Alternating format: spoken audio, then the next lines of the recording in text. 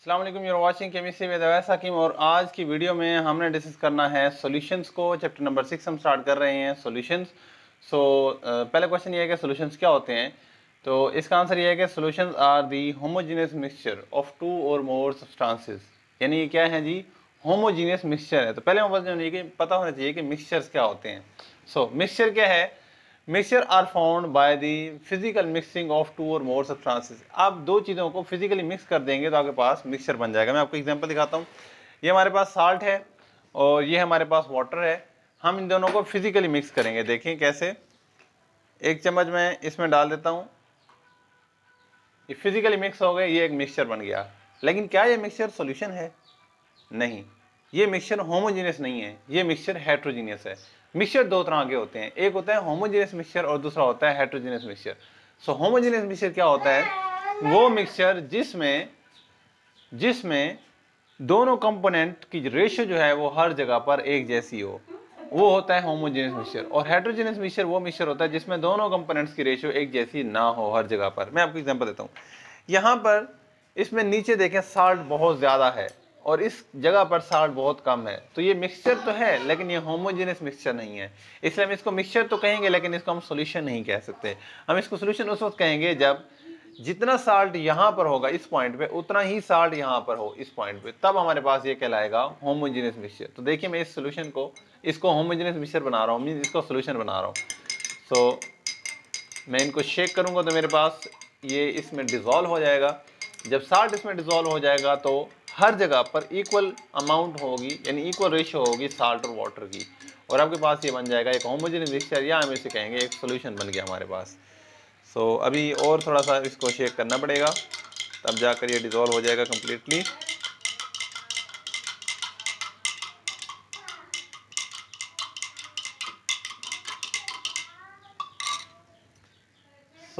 Nearly all salts have dissolved. थोड़ा बहुत अभी और रह गया, मैं वो भी डिज़ोल्व कर लेता हूँ। Okay, so nearly all of the salts are dissolved in water, so this is a solution। ये एक solution है, ये homogeneous mixture है salt और water का। solutions की 9 types होती हैं, जिसमें से एक टाइप है aqueous solution। aqueous solution क्या होते हैं? वो solutions जो किसी भी चीज़ को वाटर में डिजोल्व करके बनाया जाए, aqueous solution कहलाते हैं। This is an example of aqueous solution in front of you.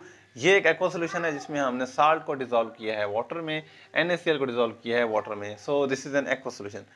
Okay, अब ये एक एक्वा सॉल्यूशन है। देखें, बिल्कुल आपको कहीं पर भी नीचे साल्ट बैठा हुआ नजर नहीं आ रहा, इक्वली रेशियो है साल्ट की यहाँ पर भी और यहाँ पर भी।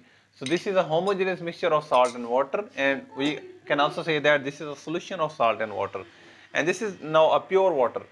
ये हमारे पास सॉल्यूशन है ये वाला, ये प्योर वाटर है, ये कंपाउंड है। अब दोनों में डिफरेंस कैसे कर सकते हैं? दोनों में डिफरेंस कर सकते हैं आप इन दोनों को हीट करके। दोनों को मैं आग पे रख दूं, मैं इन दोनों को हीट करूं, ये भी इवेपोरेट कर जाएगा, ये भी, इसका वाटर भी इवेपोरेट कर जाएगा, इसका वाटर भी इवेपोरेट कर जाएगा। लेकिन इसका वाटर इवेपोरेट करने के बाद में कुछ भी नहीं छोड़ेगा, कुछ बचेगा नहीं, सोल्यूशन में कुछ भी नहीं होगा। लेकिन जब ये इवेपोरेट करेगा तो इसके बाद जो साल्ट हमने इसमें डिजोल्व किया वो इसमें पड़ा होगा। वो जो साल्ट हमने इसमें पड़ा होगा तो हमें पता चल जाएगा ये हमारे पास सोल्यूशन था, ये कंपाउंड नहीं था। This is a compound, this is a solution. और ये एक एक्वा सोल्यूशन है जिसमें हमने साल्ट को डिजोल्व किया है वाटर के अंदर। सब दो पॉइंट्स और हमने डिस्कस करने हैं कि सोल्यूट क्या होता है और सॉल्वेंट क्या होता है। देखिए, मैं इसी सोल्यूशन की एग्जांपल लेता हूँ। इस सोल्यूशन में हमारे पास ज़्यादा मिकदार में क्या चीज़ है? क्या साल्ट ज़्यादा मिकदार में है या वाटर? सो ऑब्वियसली वाटर हमारे पास यहाँ ज़्यादा मिकदार में है, तो वाटर हमारे पास क्या है? एक सॉल्वेंट है। So the component of solution which is present in greater amount is called solvent. So in this case water is a solvent, and the component of solution which is present in small amount is called solute, and in this case NaCl is a solute। अब हमारे पास दो types के solutions होते हैं, एक होता है concentrated solution और एक होता है डाइल्यूट सॉल्यूशन। यहाँ पर आपके सामने मैंने एक स्पून जो है वो डिजोल्व किया था साल्ट का वाटर के अंदर, nearly equal amount of water is there. So यहाँ पर मैं देखें 2 चम्मच जो है वो डिजोल्व कर रहा हूँ साल्ट के, 1 and this is 2। ओके, अब मैं आपसे पूछता हूँ कि आप मुझे बताएं कि किस गिलास के अंदर मोर अमाउंट ऑफ सोल्यूट है। इसमें ऑब्वियसली सोल्यूट ज़्यादा है, इसमें सोल्यूट कम है। इसमें 2 टीस्पून हमारे पास सोल्यूट है, इसमें 1 टेबल स्पून हमारे पास फ्लूइड है। सो जिसमें 2 टेबल स्पून सोल्यूट है हमारे पास, वो ज़्यादा सोल्यूट रखता है, और the solution containing more solute is called concentrated solution, and the solution containing less amount of solute is called dilute solution. So in this case, this is a concentrated solution and this is a dilute solution. ठीक हो गया.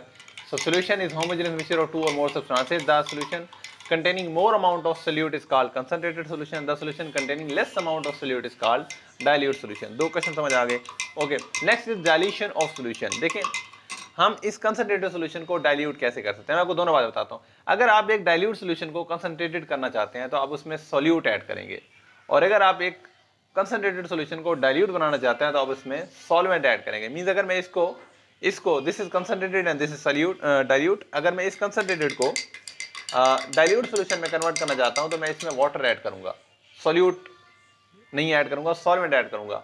Solvent add करूंगा तो ये concentrated solution dilute में convert हो जाएगा. और अगर इस डाइल्यूट सॉल्यूशन को कंसंट्रेटेड करना चाहता हूं तो फिर मैं इसमें साल्ट ऐड करूंगा, मींस सॉल्यूट ऐड करूंगा, और सॉल्यूट बढ़ जाएगा और ये कंसंट्रेटेड सॉल्यूशन हो जाएगा. अब यहाँ पर 3 पॉइंट्स और डिस्कस करते हैं जी, बोर तो नहीं हो रहे. पहली बात है जी unsaturated solution, saturated solution and super saturated solution. Super saturated solution next video में डिस्कस करेंगे. इस वीडियो में हम दो चीजें डिस्कस करेंगे, what is saturated solution and what is unsaturated solution. एक ऐसा सॉल्यूशन जिसमें और सॉल्यूट हम ऐड कर सकते हैं वो हमारे पास कहलाता है अनसैचुरेटेड सॉल्यूशन, और एक ऐसा सॉल्यूशन जिसमें हम मोर सॉल्यूट ऐड नहीं कर सकते वो हमारे पास कहलाता है सैचुरेटेड सॉल्यूशन. सो अभी हमारे पास सैचुरेटेड सॉल्यूशन प्रिपेयर नहीं हुआ. सैचुरेटेड सॉल्यूशन कैसे प्रिपेयर होता है. हम एक ग्लास में वाटर ले रहे हैं, उसमें हमने 2 टेबल स्पून जो है वो हमने क्या डाल दिया, इसमें 2 टेबल स्पून हमने इसमें डाल दिया नमक. हम 1 टेबल स्पून और ऐड कर देते हैं और इसको हम डिजोल्व करते रहते हैं. होप से ये डिजोल्व हो जाएगा. जब तक सॉल्यूट सॉल्वेंट में डिजोल्व होता रहेगा आपके पास जो सोल्यूशन होगा वो अनसैचुरेटेड होगा.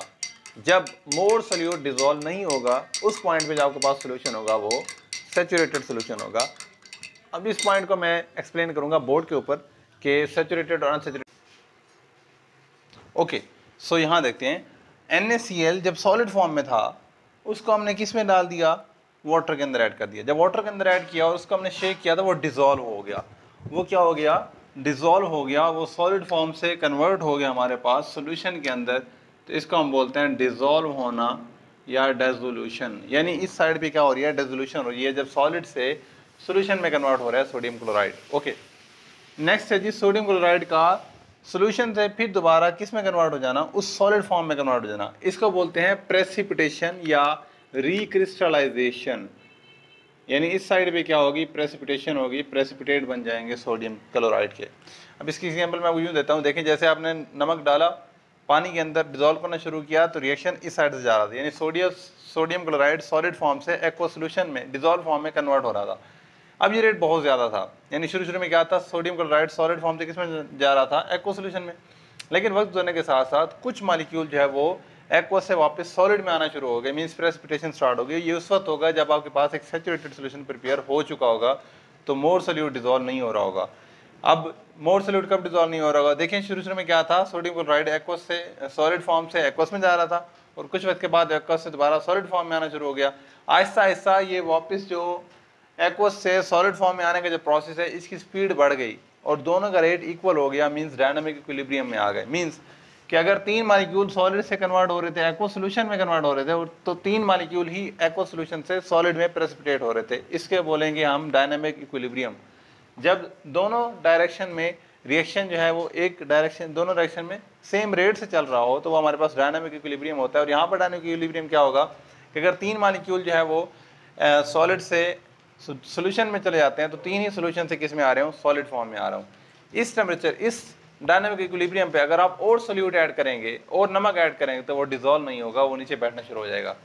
और अगर आप इसमें पानी और ऐड करेंगे तो फिर वो डिजोल्व होना शुरू हो जाएगा. देखिए अगर आप क्या करते हैं, इसमें NaCl ऐड करते हैं और लेकिन वाटर ऐड नहीं करते तो सोल्यूशन में उतना ही रहेगा, ये नीचे बैठना शुरू हो जाएगा. लेकिन अगर आप और वाटर ऐड कर देते हैं फिर ये इस तरफ से इस तरफ जाना शुरू होगा, फिर सोल्यूशन में और ऐड होना शुरू हो जाएगा. अब मैं ये बताता हूँ, सोल्यूशन में जब Na और Cl जाते हैं तो वो गायब कैसे जाते हैं, पानी के अंदर हल कैसे जाते हैं.